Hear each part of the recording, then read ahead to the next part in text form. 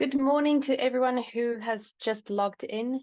It seems that the logins have slowed down and that we might be getting to the full number of people that will be attending today. So I think we're going to get started. Once again, welcome. It's very, very great to have everyone in the same, be it online room again. It's always good to spend some time together to have a robust discussion like we always do at the end of the meeting with a good Q&A. I would encourage you to make use of that. We have very competent practitioners in the room with us. We have some experts on recycling with us today. So if you have any questions that you come across in the past month, please feel free to ask that, even if it's a little bit unrelated to the topic today. Let's see if we can help you with any of the questions that you have in practice in your business or in the field. All right, so let's get started with the agenda.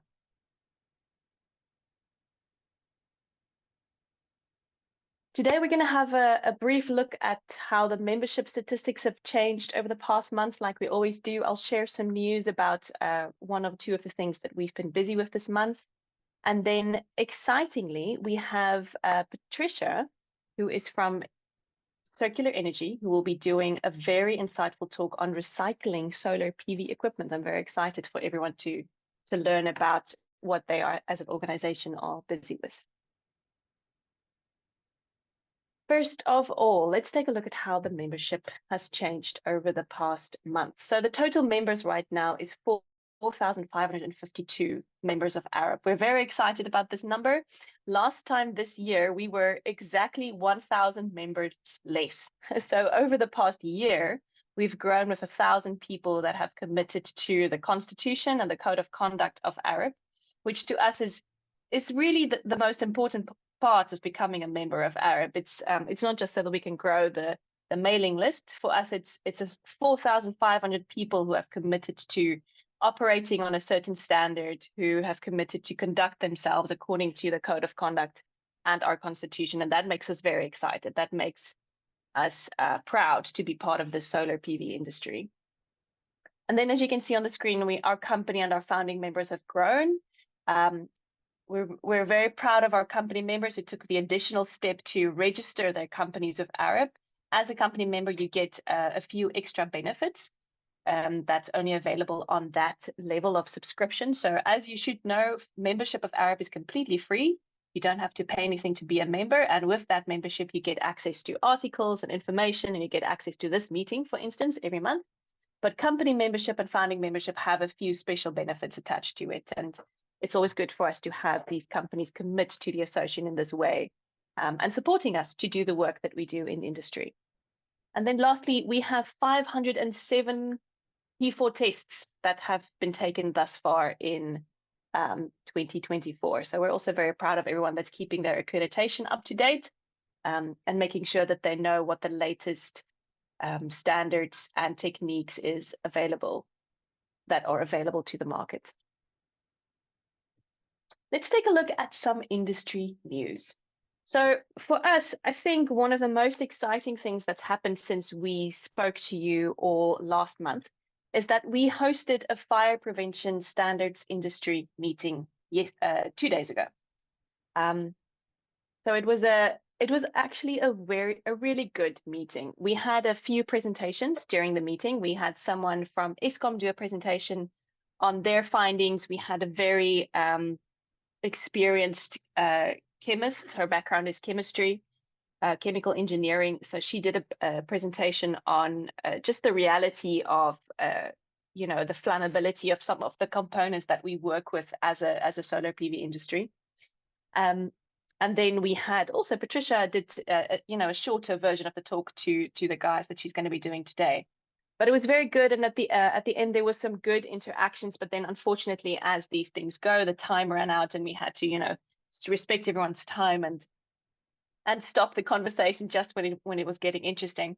But the positive thing for me was that the feedback in the meeting was to the extent that we are positive that the conversation will keep going, and that we will eventually reach a point where we, as an industry, can agree on fire prevention guidelines that we can all adhere to. So the idea here is to, as an industry, come together and develop guidelines that will help the industry to safely and innovatively install solar PV systems with keeping in mind fire safety specifically. So we took a look at fire prevention, and we also took a look at fire suppression. Those are the two very important components that we spoke about. On the screen, you can see the different parties that actually participated in this meeting. It was good to have the banks involved, insurers were involved, financiers, associations, different associations were involved. So it was really good to have all of these people that are key industry stakeholders involved in this conversation. So we'll keep you updated on that. We will definitely open up the conversation to a wider group of people, especially to our members as well, to hear your inputs on your experiences with fire prevention and fire safety. That was just the beginning of the conversation. I wanted to show you one of the slides that the lady from Eskom shared with us. So just to give you an idea of the things that we are discussing, that we're looking at. So she also focused on fire prevention and fire suppression as the two main topics. You'll see on the screen that the fire risk control measures and fire emergency response procedures are basically two of the main things that Eskom actively apply in their fire safety design for their systems. And it's just interesting. It's a very nice summary, this slide of what we should be looking at when we are doing installations in people's homes and in businesses, especially when it comes to fire safety.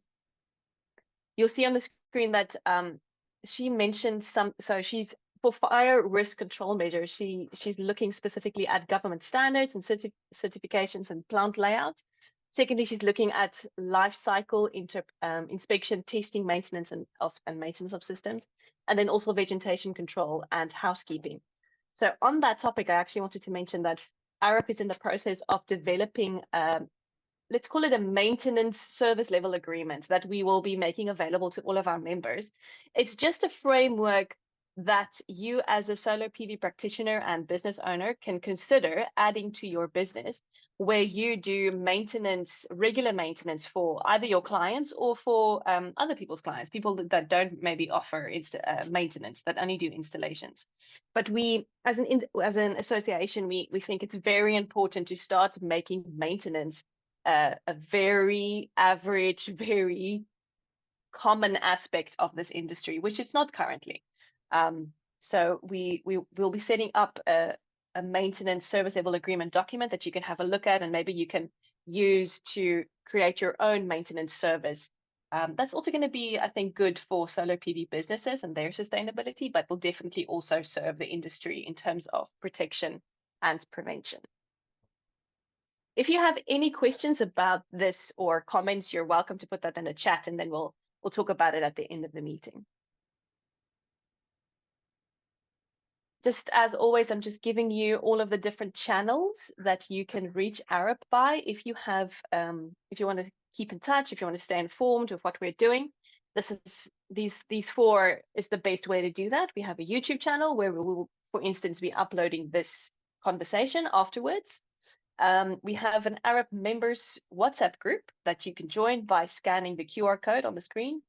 And then we have a LinkedIn page and a Facebook page. I think the LinkedIn page is probably more active than the Facebook page. We're a little bit more committed to LinkedIn. Facebook is a little bit more social, as we all know. LinkedIn is a bit more business focused. So for instance, we just published a research article on LinkedIn this morning. It's about the financial benefits of reconsidering which way your solar PV panels are facing. So I think many of us like the tried and tested route of installing our solar PV panels in a north and south facing layout. And we did a research article with Vitse Post that actually challenged this a little bit. You know, he looked at ways that you can lay out the solar panels in a different way that will actually be a little bit more cost efficient. So you can have a look. It's a very interesting article. We just posted it this morning, and that's on LinkedIn.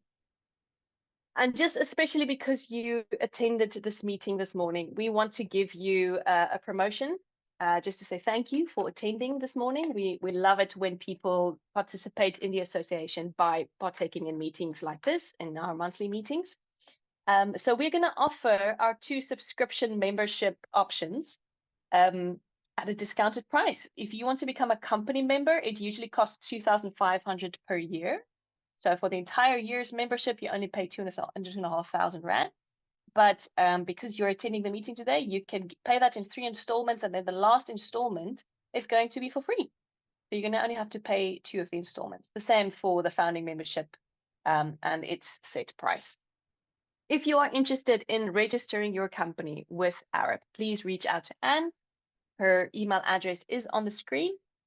Most of you should know Anne and myself by now. We tend to speak to you guys regularly, as well as Jocelyn, who is our member liaison and research assistant. So feel free to reach out to us if you have a question or want to become a company or a founding member, or if you have any other questions. You are always welcome to contact us, and we can hopefully put you in contact with the right people if we don't know the answer. And then finally, I am done talking. It is my absolute privilege to introduce Patricia Schroeder. She is the CEO of Circular Energy, and I'm just so excited for all of us to hear what she has to say. Patricia, would you please introduce yourself and do us the honor of presenting your talk?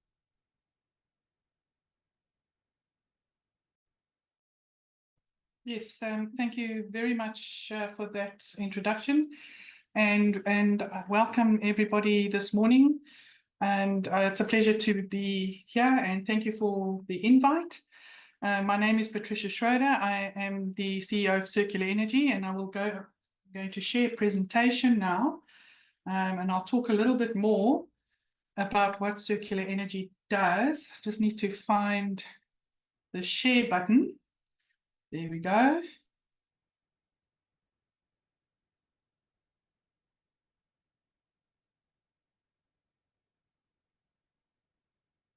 Okay. All right. So Circular Energy is a producer responsibility organization that is established in accordance with the Section 18 of the National Environmental Waste Management Act. And we are registered with the Department of Forestry, Fisheries and Environment. We've been in existence since October 2021, and we're in our 3rd year of implementation now in terms of the extended producer responsibility regulations. What I'm going to talk about today is what we do and what we do for our members, and who our members are, and how that all works. So renewable energy technology has positive environmental impacts, but it's only positive if the circularity loop is closed with sustainable management throughout the product's life cycle. And extended producer responsibility is a policy approach aimed at making manufacturers or importers of renewable energy products responsible for the entire life cycle of their products, this would include the repair, the reuse, and recycling once it enters the waste management chain. So users of these products, or consumers, or whatever you want to call them, must be aware of this responsibility, as the costs associated with the end-of-life waste management shifts from the user to the OEM or importer. So Circular Energy is, as I said, it was established in accordance with the extended producer responsibility regulations, and assists its members, which are obligated companies under these regulations, with meeting the EPR regulatory requirements and targets through various key stakeholders within the value chain within the country. So who are obligated companies? So these are companies that either import, and the definition as in the Act is producers. So producers are any companies that import or locally manufacture any identified product as per a sector notice.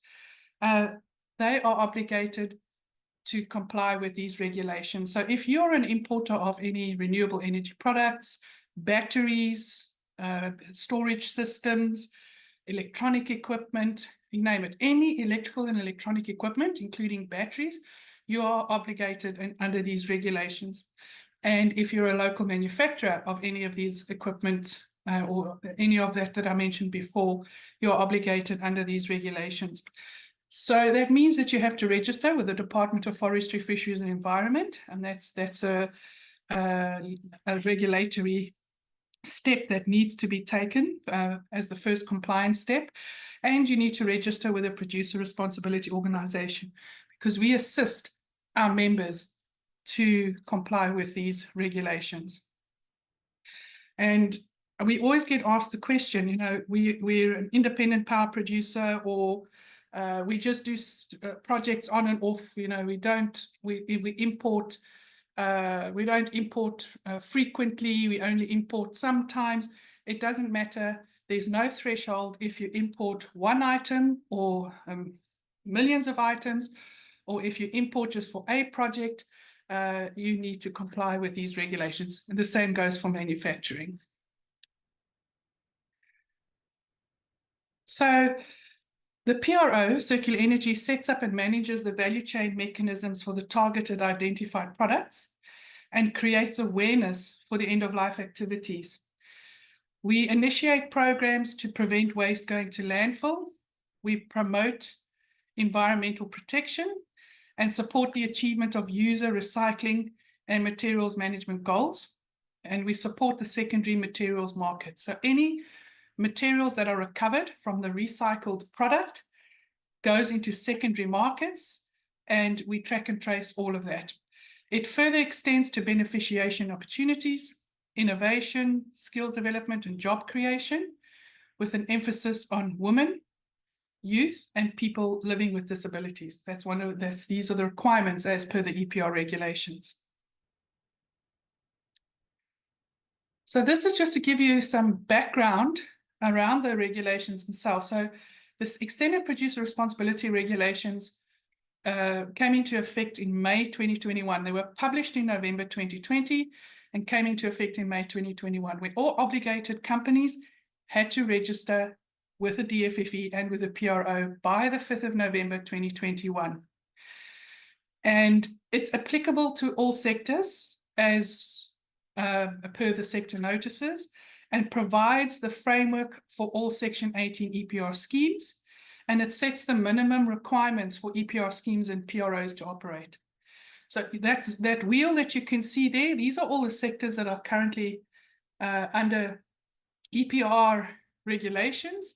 And you see it's lighting and lighting equipment, lubricant oil, pesticides, packaging, paper, certain single-use plastic products, electrical and electronic equipment, batteries and accumulators. Portable household batteries will have their own notice, but the industrial batteries fall under the electrical and electronic equipment notice. So when I speak about the notices have to be read specifically with the regulations, because the notices speak to a specific sector. And in the notices, it lists the identified products, and this means the products that are identified in terms of the Act, and it falls under mandatory take-back products. So what this means is that if I, as a customer, want to bring back my product, or I wanted someone to take care of it, we have to do that. We cannot deny that. It's mandatory. So the OEM or the original equipment manufacturer or importer has to accept that product, and the PRO does that as part of their take-back systems.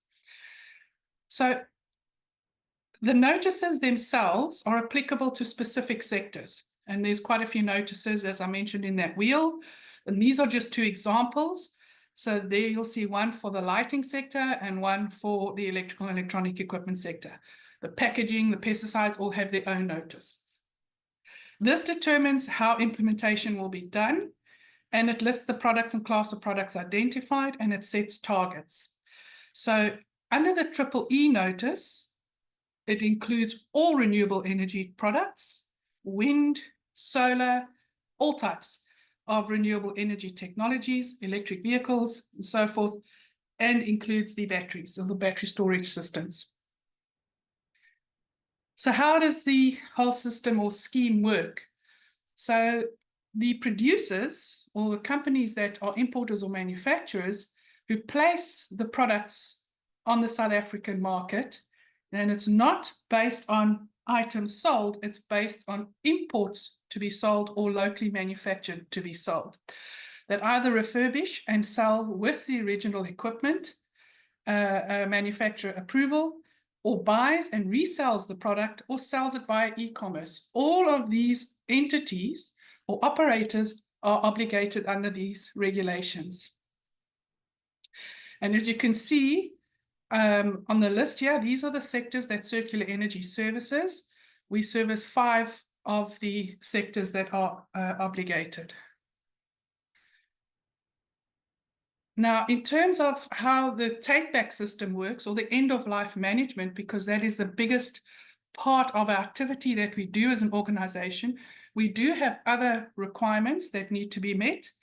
But I'll focus today just on the end-of-life management, which is a big chunk of what our budget is. About 74% of our budget goes towards the end-of-life management of these products. So the producers are obligated to pay what is called an EPR fee, which is determined and signed off by the Minister of the Department of Forestry, Fisheries and Environment. And those are published annually. And that fee needs to be paid to the Producer Responsibility Organization.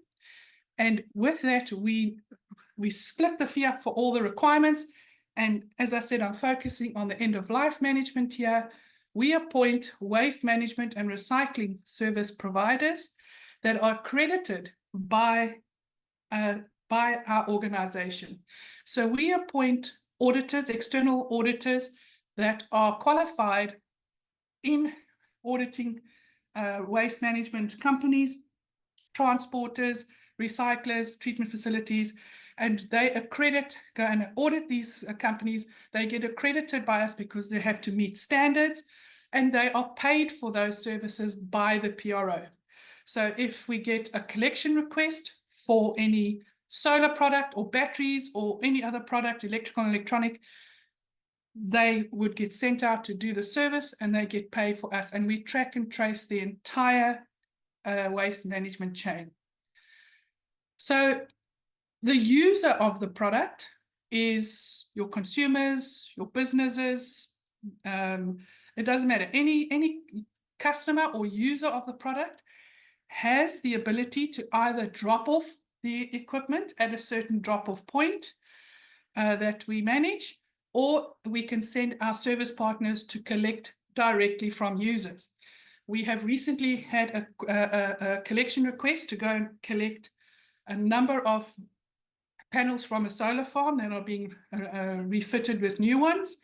And our service partner goes out and does the collection. They transport it, and they bring it in, and they treat and recycle it. And this is all done in accordance with the Waste Management Act and the regulations that drive that. And as I said, it is verified and tracked and traced. So the type of service providers we work with is sorting and consolidation facilities, collectors of the products, collection points. We have certain collection points around the country for various products. We work with transporters, repair and refurbishment centers, and treatment facilities and recyclers.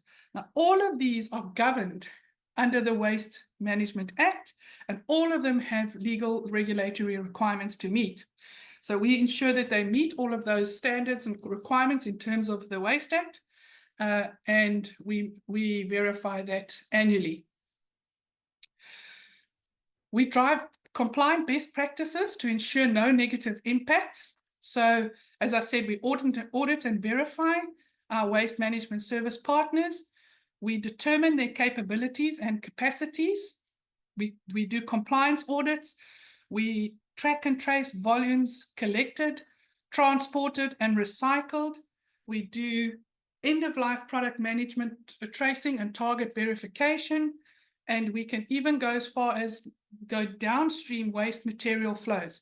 So when a product comes in, it goes through either repair or destructive process, and those processes get traced, so we can see where the products end up when they leave again, or where the materials that are recovered go to.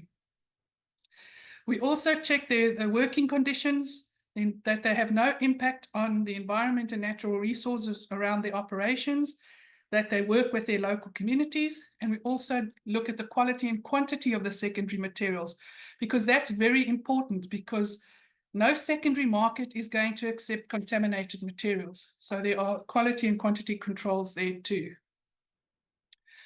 So as Circular Energy, we implement an all-stakeholder approach.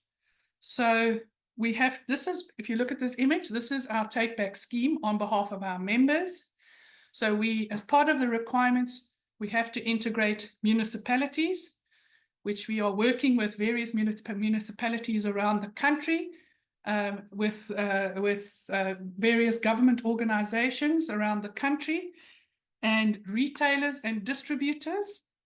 Consumers, we need to drive awareness with the consumer to know that they can actually have a place to take their products to, or somebody can come and collect it, but also why they should recycle, why it should not be thrown away and just discarded, and that it must be managed properly and according to the legally compliant manner, environmentally sound manner. We work with the collectors, the transporters, and the treatment and recycling facilities, as I said, and which includes the repair and refurbish activities. So out of these stakeholders, we have advisory members, we have working groups where people are members of working groups, and we work in a very open and transparent manner on various solutions, concerns that might need to be brought back to the national authority, or whatever the case may be. We have working groups that come out of these stakeholders, and we communicate regularly with the national authority, which is the custodian of these regulations. So in terms of solar PV recycling, Circular Energy has been instrumental in ensuring compliant recycling of solar panels, solar modules for the last 2 years. Through collaboration with our service partners, last year we recovered over 400 tons of solar PV modules that were compliantly recycled in an environmentally sound manner in local licensed facilities. This ensures that Circular Energy producer members and their customers are fully compliant with the EPR legislation and the legal requirements for sound end-of-life management of renewable energy products placed on the South African market. In that diagram there, this is the very well-known butterfly diagram. This is the one half of the diagram that was developed by the Ellen MacArthur Foundation on circular principles supporting the circular economy. Part of our mandate in the regulations is that we have to follow circular principles.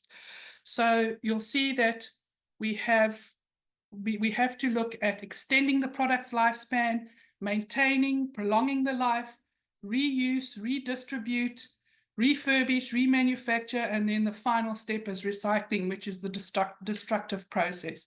So we look at all of these mechanisms to ensure that we meet the circular principles.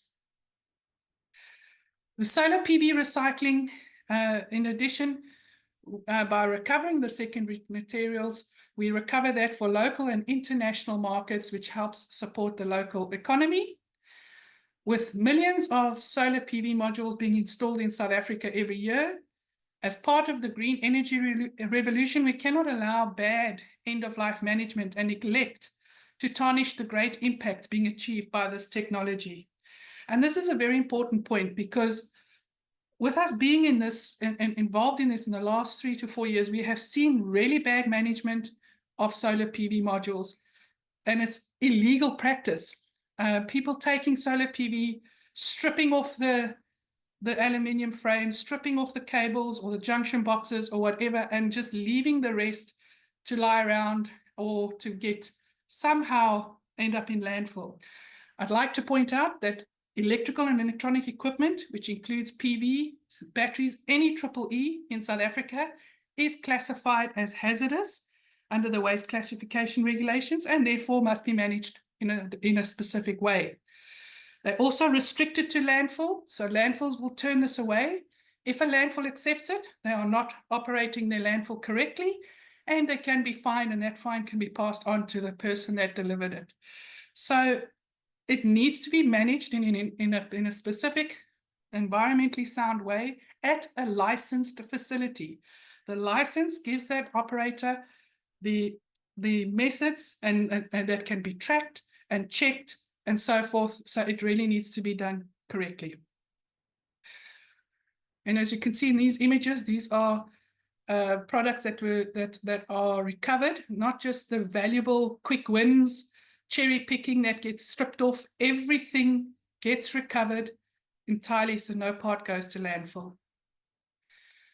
Then in terms of lithium-ion battery management and recycling, the energy storage is an integral part of the energy revolution and decarbonization of energy generation. And lithium-ion batteries and other chemistries, not just lithium-ion, but other battery chemistries, are the fastest growing product type for energy storage in Africa. Properly managed systems can last a long time, but will eventually become ineffective and require a destructive recycling process to recover the raw materials for secondary markets. The sound management of end-of-life batteries is just as important as compliantly recycling them to prevent accidents and or injuries. So when a battery goes critical, or if a battery needs to be exchanged because it doesn't perform adequately, it still needs to be managed correctly in terms of transportation, containerization, and so forth. And there are various procedures that need to be followed according to the Road Traffic Act, the UN codes for hazardous and dangerous goods, all the licensed activities for treating these systems. When they get into these recycling facilities, they get de-energized.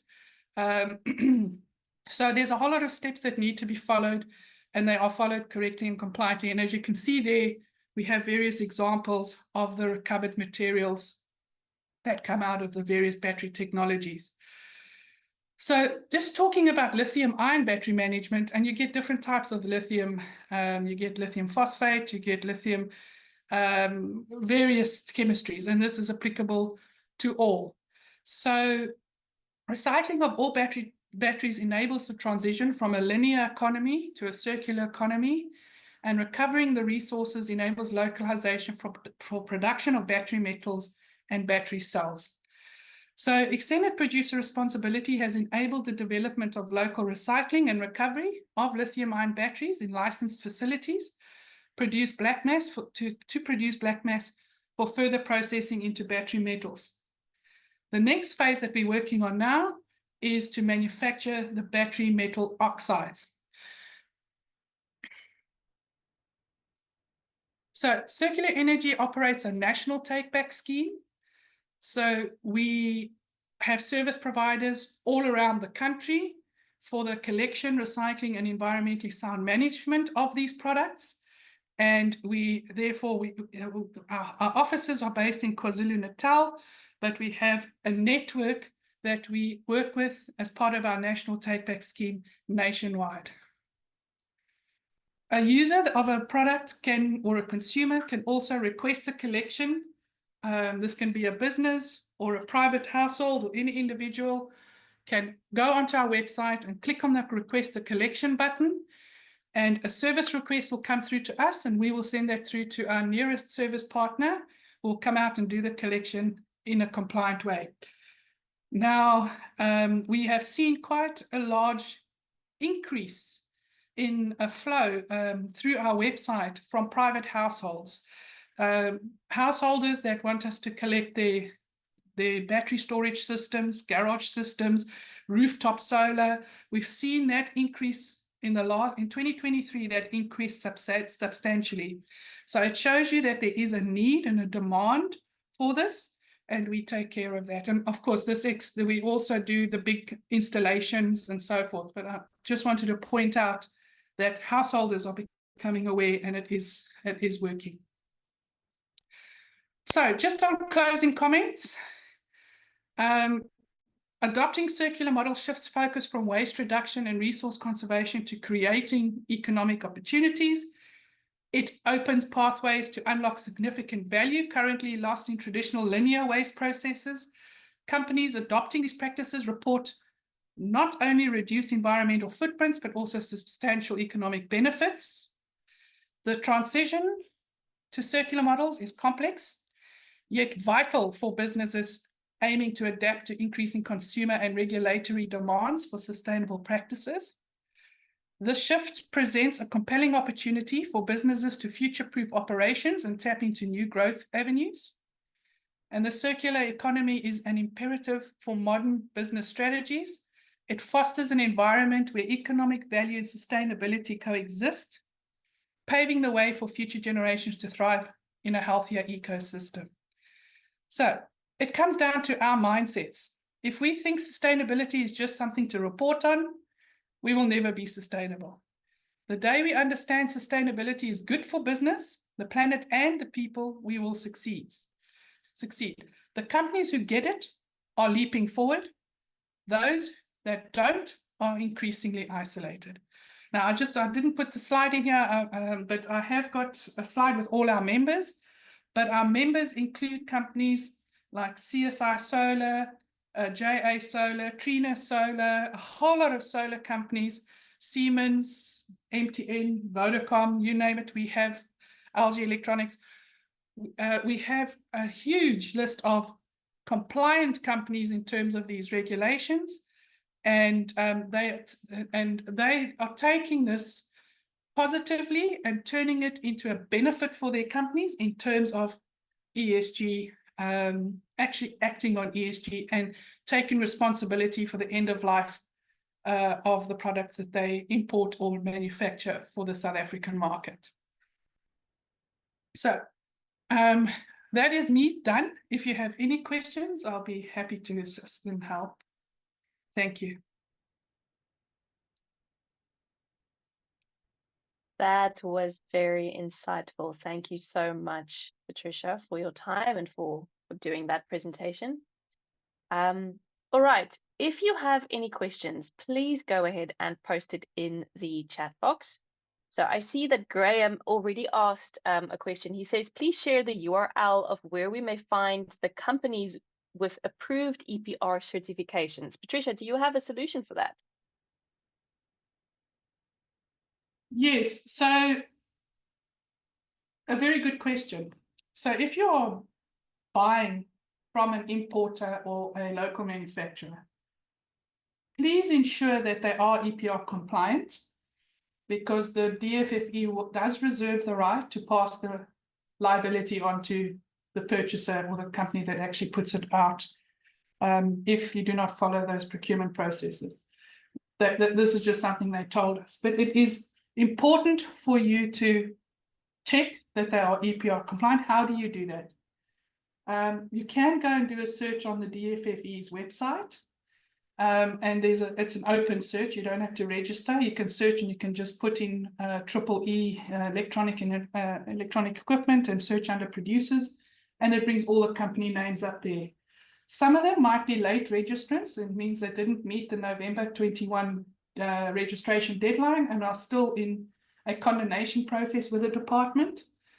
And that takes some time. So they will still appear on the website, on the DFFE's website, once they've gone through that process.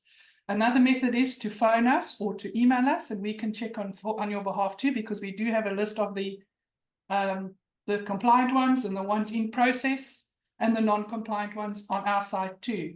So yeah, you can also check with us if you want to make that certainty. Thank you. Great. Could someone in the circular energy team that knows exactly where that search option is on the DFFE's website, maybe just share the link? I'm on their website right now, and it's not absolutely clear to me where to go to find that. That would be very helpful. Okay. Then, I will share it. It's actually quite a little bit tricky, but I can do it very, very quickly and show you. So you go to the DFFE's website. You click on the tab on the left, EPR. Patricia, sorry, you're not sharing. Do you want to quickly share your screen? It says I am screen sharing. I can see your screen. Oh, okay, great. Can everyone else see my screen? I can see your screen as well. Okay, Yes, good. Okay. So you would go to the EPR, and over here is the EPR website. You would go search registrations.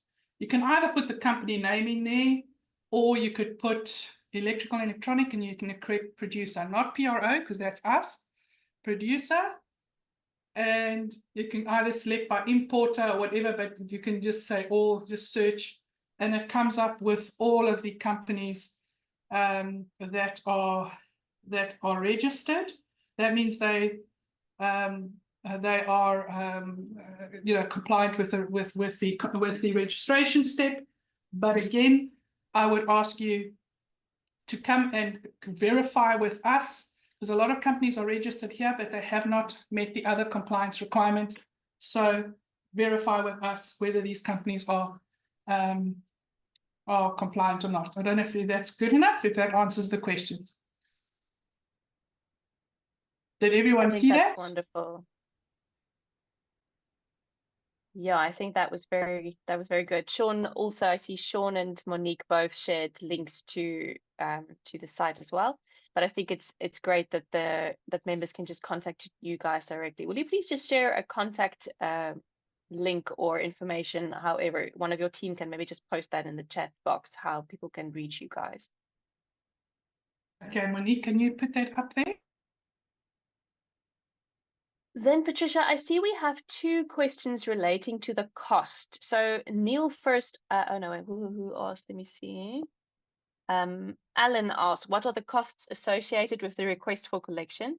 And then a little bit later, Tebogo also mentioned that a question around the cost. Could you just maybe just repeat that section about how the cost and the funding work for the recycling of these products?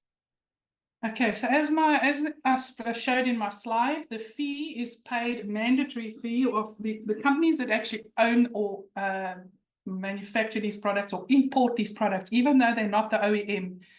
If you import a product from an international company that has a different name to your company, but you import it, you sign those importation documents, you are obligated as the importer, regardless whether you are the OEM or not.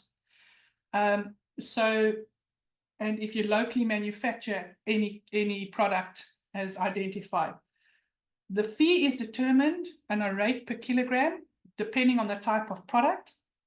And that, as I said, is signed off by the Minister of Forestry Fisheries and is published. So the fee is paid by the importer or the manufacturer to the PRO, Circular Energy, and that pays for the collection, requested collection and recycling and transport. So it's covered up front. And therefore the person that purchases, or the company that purchases those products, do not have that financial responsibility for the collection, transport, and recycling of the product. It's been paid upfront by the importer or manufacturer. So I hope that answers that question. And there is a published methodology within the regulations on how the fees are determined. And there's also guidelines that we have to follow that's published by the department, how those fees need to be applied. So I think I don't know if you want more information, you as an importer or a manufacturer, please contact us and we can set up a session with you. Any other questions? All right, let's have here a look in the chat. Thank you. That was a very good, clear answer. Thanks so much. So, all right, Neil Brits is asking, should installation contractors register, and what is the benefit to them? So installation contractors are a key factor within the value chain, because you guys actually put it out there, you know where they're going, you go and do repairs, replacements, wherever you operate. So you are not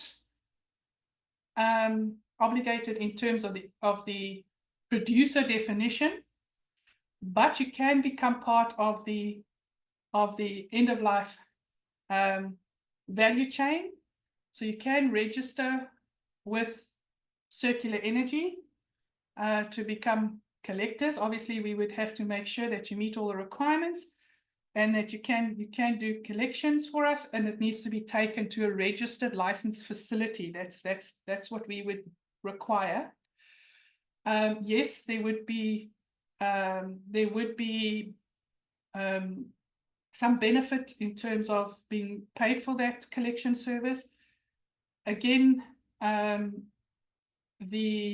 you can also become a general member of the organization if you want to follow up on what's happening and news in this space and so on. Wonderful. Sarah, I see Patricia already answered your question then in her answers. Sarah asked, can solar installers become registered to collect end-of-life products for you? So the answer to that is yes. You can contact Circular Energy directly to find out more about that. Or if you want to contact me, then I can just pass you on to them as well. Then I see we have another question from Graham. He's asking, are importers, suppliers and or installers responsible for educating consumers as to EPR? And are they responsible for confirming their supplied products are EPR compliant? In summary, how are we ensuring accountability for compliance? Okay, so I would say every individual living on this planet has some kind of responsibility. And yes, if you have the knowledge, educate your consumers around EPR. The awareness and the knowledge sharing is really vital and important in this space. And it actually assists your consumers. So if you are installing an EPR compliant product, you can tell your householder or your consumer, whoever, this product will be taken care of. If it breaks, if it's hail damaged, whatever the case may be, it'll be taken care of. It's not your cost, it's not your concern. Somebody will come and collect it and do it in a legally compliant manner. We also provide the design for stickers or pamphlets that can be given out to the consumer when you deliver the products. You can stick it on the product, or even in various ways that we can. We've got a fridge magnet, so those guys can actually go scan a QR code and request a collection. There are many ways that they can actually find a way to have it managed. And so as an installer, you would need to make sure that the company you're buying from is EPR compliant if you are buying from yourself. And it's very simple. You just ask them, are you EPR compliant? If not, I would go to one that is EPR compliant, because you know that product has been taken care of at end of life. And I think that will drive the behavior of non-compliant companies to realize, I cannot take this free ride anymore, because it is not fair to the compliant companies, because they might be able to have some financial advantage. And we need to support good practice and not bad practice. Thank you. That's great. Patricia, I'll get the design that you mentioned from your team, and then if it's all right with you, perhaps we can share that to our members to potentially provide that to their clients, Yes. and educate them in that way. No problem at all. Okay. Great. I see we have another question from Vitsa. Can you refer us to used or refurbished equipment?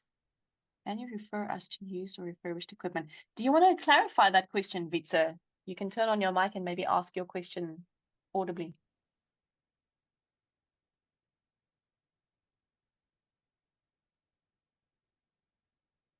I think what he means there, he's probably looking for used or refurbished product.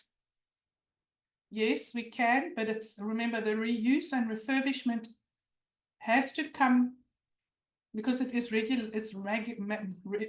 managed or regulated under the EPR regulations now. Any refurbished activity or reuse activity has to be is a licensed activity in terms of the Waste Management Act. But OEMs or the owners of the products need to give permission to reuse or refurbish those products. And sometimes some don't, some do with conditions because they don't want any liabilities down the line or whatever the case may be. But that's something we can discuss. But we can refer you to used or refurbished companies that repair or refurbish equipment, if that's what you need. We can do that, and it's done correctly. All refurbished, reused equipment is tested to make sure that it still meets a minimum safety standard, that it's still fit for purpose, and it's not something that's going to be any health or safety issue to the person that uses that refurbished item. I think that answers. I can see the questions now. So maybe I'll let you carry on and guide those questions. Okay. All right. So great. That answers Vitsa's question. I see Ignatius asked, are local distributors as opposed to importers required to register? So if you're a local distributor and you buy from an importer or a local manufacturer, no. If you're a local distributor and you are importing yourself, so you sign the importation documents, or you're manufacturing something in your own factory, then you are required to register with DFFE and with a PRO. As a distributor, you're welcome to register with Circular Energy as a general member, just to keep up to speed with what's happening in this space as well. But there's no legal requirement. It's completely voluntary. The only legal requirement to register with DFFE and with a PRO is if you are an importer or a local manufacturer of any electrical and electronic equipment product or battery, even portable household batteries. Okay, and then France asked, will you also arrange collection for solar equipment that has not been supplied by registered EPR? So for instance, people that are non-registered. That depends. We do have to make provision for legacy waste. Legacy is products that were installed prior to the publication of the regulations. So if there was stuff installed in 2008, I'm just using a random example, and they're coming out now and they're being replaced, and there is a company's stamp on it that is a registered EPR company, yes, they get collected. If they're not registered or they're not in existence anymore, yes, we can still do that. We can still have them collected. However, we would need to know who the OEM is on the back of those units. Sometimes it's not that easy. Sometimes these things get scrapped off and scraped off for whatever reason.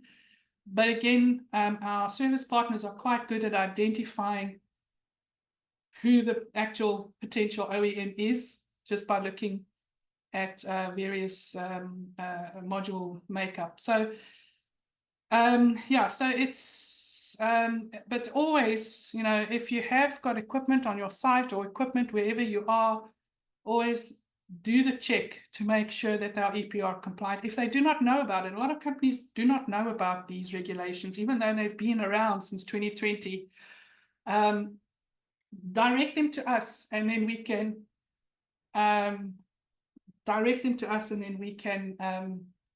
assist them with becoming compliant, and we work with them to get them compliant, and we help them through the steps with DFFE, and we actually assist them there with shortening the process and making it a bit more palatable and easy as best we can to assist them to become compliant. And yeah, so that's my answer. Okay, wonderful. I think the bottom line, guys, is that most of us are involved in the installation phase, either as a business owner or as an installer ourselves. We do have some power here. We can to the people that supplies our product, we can say we are not going to buy products from you unless you are EPR registered, because when my client phones me after their panel gets hail damage and wants me to come pick it up or make a plan for them, I need to be able to call Circular Energy and say, hey, please collect this product. And they're not going to do that if this product is not from EPR compliant supplier.